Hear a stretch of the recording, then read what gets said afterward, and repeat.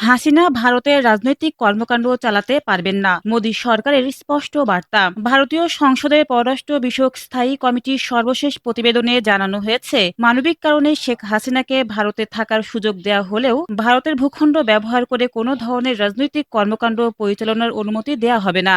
ভারতীয় সংবাদ মাধ্যম ইন্ডিয়ান এক্সপ্রেস জানিয়েছে, কংগ্রেস নেতা শশী থারুরের সভাপতিত্বে অনুষ্ঠিত সংসদীয় কমিটির বৈঠকে ভারতের পররাষ্ট্র মন্ত্রণালয় এই অবস্থান স্পষ্ট করে।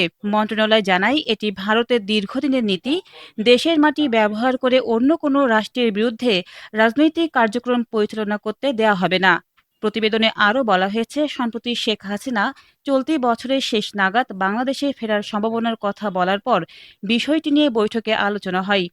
এ সময় বাংলাদেশের আইনমন্ত্রী এম আসাদুজ্জামান জানান, শেখ হাসিনা দেশে ফিরলে তার বিরুদ্ধে চলমান মামলাগুলোর ভিত্তিতে তাৎক্ষণিক আইনগত ব্যবস্থা নেওয়া হতে পারে।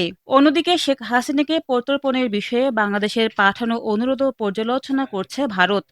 দেশটির পররাষ্ট্র মন্ত্রণালয় জানিয়েছে, দুই দেশের বিদ্যমান প্রত্যর্পণ চুক্তি, ভারতের প্রচলিত আইন এবং নির্ধারিত আইনি প্রক্রিয়া অনুসরণ করেই এ বিষয়ে সিদ্ধান্ত নেওয়া হবে।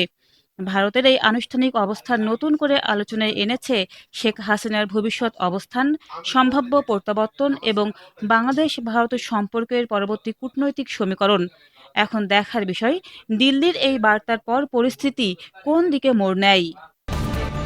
News desk, অন্যধারা।